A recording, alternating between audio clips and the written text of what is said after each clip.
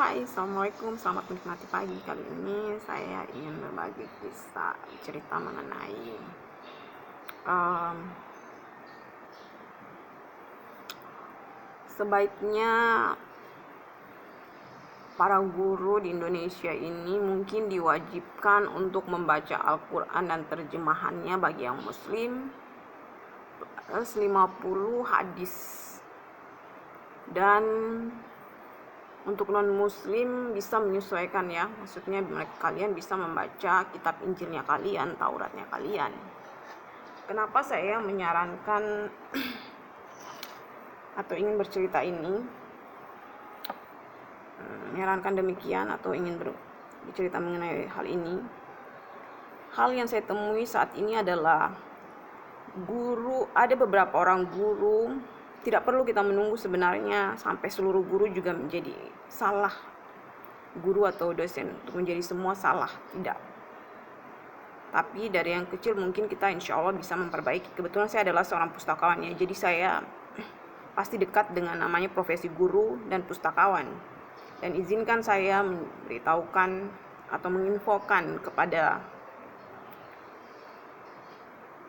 siapa saja yang melihat video saya ini, bahwa sebenarnya atasan para guru itu adalah kami pustakawan yang sejajarnya adalah pejabat dalam dunia pendidikan.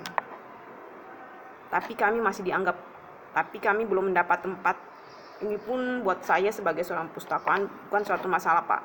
Saya tahu bahwa Indonesia ini belum 40 tahun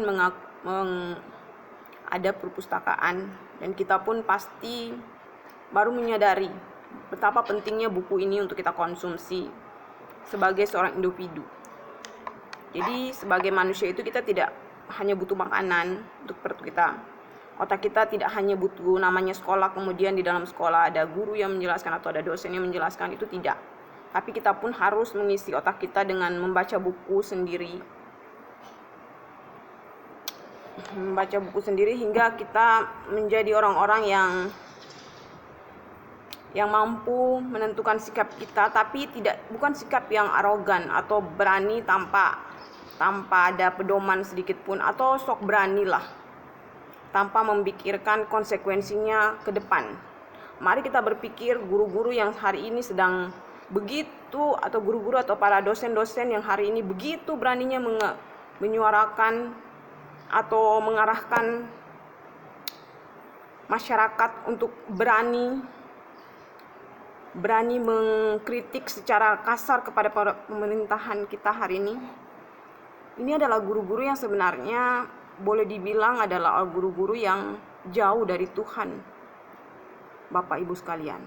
Dan ini salah satu berita yang menyedihkan, karena tujuan utama dari pendidikan adalah bukan hanya kita mampu menjawab setiap soal-soal yang ada dalam kertas, tapi bagaimana kita mampu membawa diri kita bertanggung jawab dengan seutuhnya kepada Tuhan yang Maha Kuasa. Dan tentunya semampunya kita. Tidak bisa juga kita bilang bahwa ketika kita agama Islam, kita inilah yang 100% harus mampu mempraktekkan ilmu Al-Quran. Tidak, tapi semampunya kita.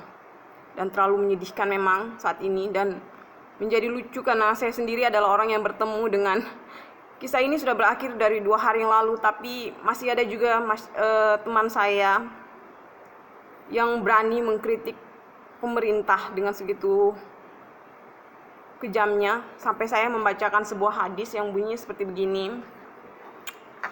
Dari Ibnu Abbas radhiyallahu anhu, Rasulullah bersabda, siapa saja yang tidak menyukai sesuatu dari tindakan penguasa, maka hendaklah bersabar. Itu ya. Sesungguhnya orang-orang yang membelaukan jamaah walau hanya sejengkal, maka matinya mati dalam keadaan jahiliyah. Membelaukan jamaah ini artinya adalah provokatornya, atau orang-orang yang sebenarnya masalahnya sudah diam, sebenarnya kita sudah berdamai dengan masyarakat, tapi justru mereka menggiring lagi satu berita, menggiring lagi satu opini yang seolah-olah ingin membuat kasus ini tidak tidak berakhir. Dan ini hal yang sangat bodoh. Ini hal yang saya sebagai pustakawan sangat menganggap ini tindakan bodoh yang dilakukan oleh para pendidik kita di negara ini. Mari kita sama-sama bahu-membahu. Usia 80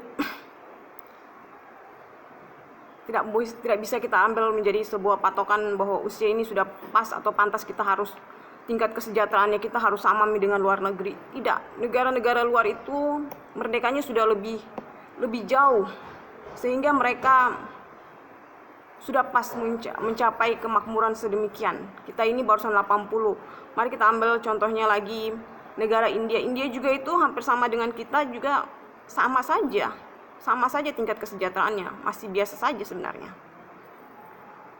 Kita tidak perlu terlalu iri kepada bangsa-bangsa lainnya, karena mereka sudah banyak melewati proses dan sudah lama belajar ketimbang kita. Kita ini barusan 80 tahun merdeka. Jadi rentan waktu 80 tahun itu tentulah usia kita baru belajar. Dan dari video ini mungkin saya juga mengajak kita semua untuk mari membaca buku. Kritikan itu boleh. Kritikan itu tidak salah, tapi dilakukan dengan cara yang sopan dan santun. Tidak asal-asalan. Seperti begitu ya saja ya. Sekian dan terima kasih. Wassalam.